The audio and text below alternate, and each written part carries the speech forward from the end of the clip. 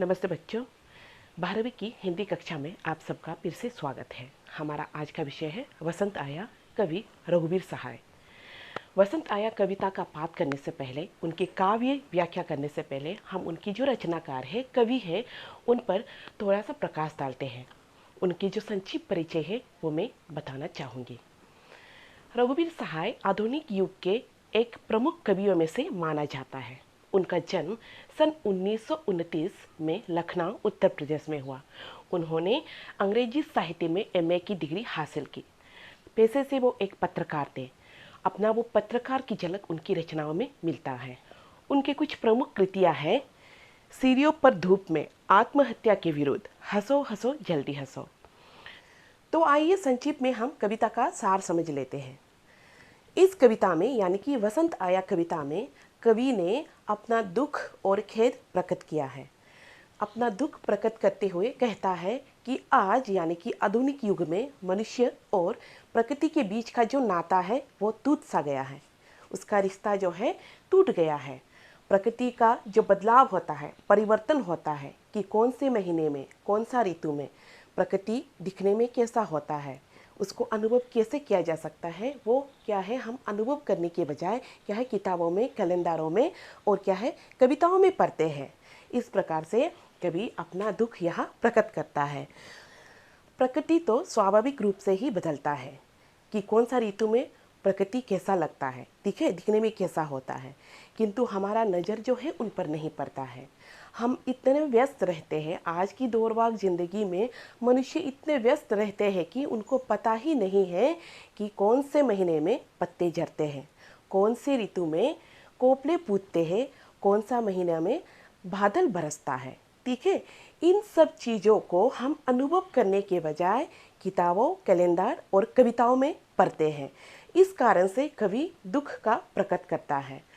एक तरफ से देखा जाए तो ये कविता जो है आधुनिक युग की जो जीवन शैली है इस पर व्यंग्य है। ठीक है, इसमें व्यंग्य प्रकट किया है। पहले हम क्या होते थे कि हमारे पूर्वज ने, ठीक है, पहले ज़माना के लोग क्या करते थे कि बिना घड़ी देखे समय को बता देते थे।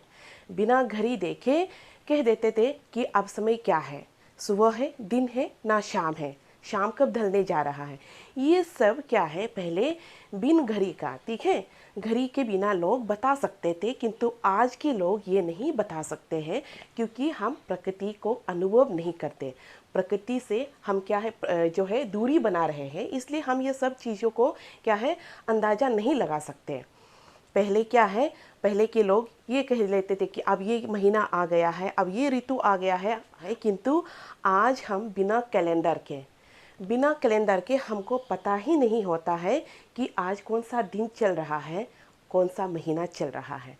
इस प्रकार से यहाँ प्रकृति और मनुष्य के बीच की जो दूरियाँ है उस पर क्या है कवि ने खेद प्रकट किया है। आइए हम इसकी काव्य व्याख्या पर प्रकाश डालते हैं। जैसे बहन दा कहती है, ऐसे किसी बंगले के किसी तरु अशोक पर कोई चिड़िया कौकी, चलती सड़क के किनारे लाल बजरी पर चुरमुराए पाँव तले, ऊंचे तरोवर से गिरे बड़े बड़े प्यारे पत्ते। कोई 6 बजे सुबह जैसे गर्म पानी से नहाए हो, खिली हुई हवा आई, फिरकी सी आई, चली गई। ऐसे फुटपाथ पर चलते चलते चलते कल मैंने जाना कि वसंत आया। अशोक एक पेड़ का नाम है। तरोवर यानी पेड़, पीराई का अर्थ है पीला। कभी इस काव्यांश में कहते हैं कि सुबह का समय है, वो टहलने को बाहर निकला हुआ है। ठीक है, सुबह का समय कभी टहलने को बाहर निकलते हैं। कुछ दूर चलकर उसको महसूस होता है कि सामने जो बड़ा बड़ा पेड़ है, वृक्ष है, ठीक है, उसकी जो ब्रांच है यानी कि ढाल है, उस पे एक चिड़िया, छोटी सी चिड़िया बैठी हुई है और वो ऐसे कुहकती है जैसे कि कोई बहन अपने भाई को पुकार रही है। ठीक है, कभी आगे चलता है तो महसूस होता है कि उसके पैरों के नीचे जो सूखे पत्ते हैं, जो सड़क के किनारे जो बड़े बड़े वृक्ष पड़ा हुआ था, उस जो क्या है पेड़ खड़ा था, उसका जो पत्ता है, जो पुराने पत्ते हैं, पीले पड़ गए हैं, जो सूख गए हैं, वो जो है ज़मीन पर क्या है फैला हुआ है, बिछा हुआ है। तो वो जब कभी चलता है, ठीक है, कभी जब चलता है तो उसके पैरों के नीचे आने के कारण उसका जो है करकराहट की आवाज़ जो है आता है, ठीक है।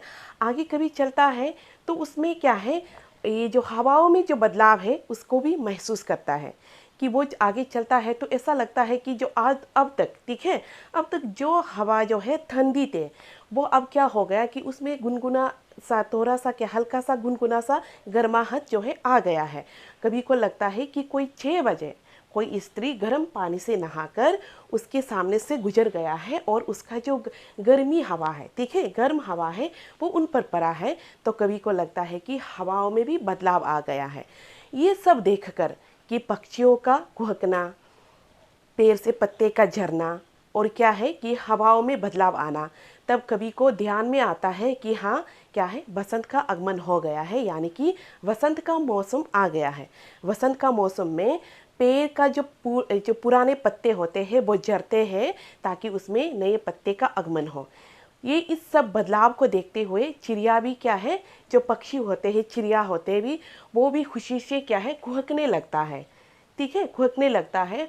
और जो हवा है वो ठंडी हवा के बजाय उसमें हल्का सा गर्माहट का क्या है, गर्माहट का एहसास हो जाता है। तो ये सब देखकर कवि को लगता है कि हाँ भाई बसंत आ गया है।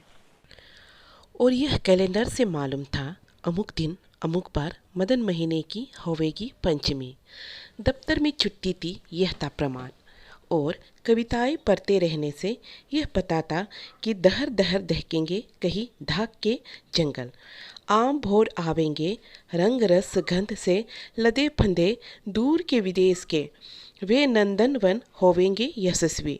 मधुमस्त पिख भोर आदि अपना अपना कृतित्व अभ्यास करके दिखावेंगे। यही नहीं जाना था कि आज के नगण्य दिन जानूंगा, जिसे मैंने जाना कि बसंत आया। ढाक मतलब पलाश के पेड़ को कहा है। पिक का अर्थ है कोयल। अगले काव्यांश में कवि कहते हैं कि वसंत आगमन का पता इंसान को, मनुष्य को कैलेंडर और दफ्तर से पता चलता है। इंसान आज की ज़िंदगी में इतने व्यस्त रहते हैं कि वो घर से दफ्तर, दफ्तर से घर में ही अपना जीवन व्यतीत करता है। वो दफ्तर जाता है, दफ्तर में दोस्तों से पता चलता है कि कल हमको ऑफिस नहीं आना है, कल दफ्तर बंद रहेगा। तो भाई कल क्यों दफ्तर बंद रहेगा? क्योंकि कल वसंत पंचमी है। तब क्या है, इंसान को, मनुष्य को होश में आ जाता है, हाँ भाई कि वसंत पंचमी आ गया है, यानी कि बसंत का मौसम आ गया है, वसंत ऋतु आ गया है। ये चीज़ जो है वो अनुभव करने के बजाय क्या है, कैलेंडर से और दफ्तर से पता चला है, इस बात का खेद कवि को है। कवि आगे कहता है कि वसंत आगमन होने पर, वसंत का मौसम आने पर प्रकृति में बहुत सारा बदलाव आता है। जैसे पुराने पत्ते पेड़ से झड़ जाते हैं, ठीक है, पेड़ से पुराने पत्ते झड़ जाते हैं, उसमें नए पत्ते निकलने लगते हैं, फूल खिलने लगते हैं और उन फूलों में भंवरे मंडराने लगते हैं। ये सब क्या है, क्रिया जो है देखने को बहुत ही अच्छा लगता है, बहुत ही सुंदर लगता है। दूर जंगलों में पक्षियाँ और मोर मोरनी अपना नृत्य करके दिखाते हैं, कोयल गीत गाकर सुनाते हैं वसंत के मौसम में। ये सब क्या है, प्रकृति में बदलाव जो है हमारी आंखों के सामने होता है, किंतु हम इंसान, हम मनुष्य उस पर अपना नज़र पड़ने देता ही नहीं है और हमारा ध्यान बस काम पर ही लगा रहता है। इस प्रकार से यहाँ कवि दुख प्रकट करते हुए कहता है कि ये नहीं जाना था, ठीक है, ये नहीं जाना था कि आज के जो दिन है वो हमको देखने को मिलेगा, यानी कि हमको नहीं पता था कि आज के मनुष्य जो हैं क्या है, प्रकृति का जो बदलाव है उसको अनुभव करने के बजाय क्या है, उसको अपनी आंखों से देखने के बजाय कैलेंडर में, किताबों में देखेंगे। यह कविता आधुनिक जीवन शैली पर व्यंग्य है। वसंत ऋतु के समय प्राकृतिक सौंदर्य का वर्णन है। दहर दहर और अपना अपना में पुनरुक्ति प्रकाश अलंकार है। दहर दहर दहकेंगे रंग रस में अनुप्रास अलंकार है। बिंबों और प्रतीकों का सुंदर प्रयोग हुआ है। खरी बोली का प्रयोग है। देशज शब्दों का सुंदर प्रयोग हुआ है।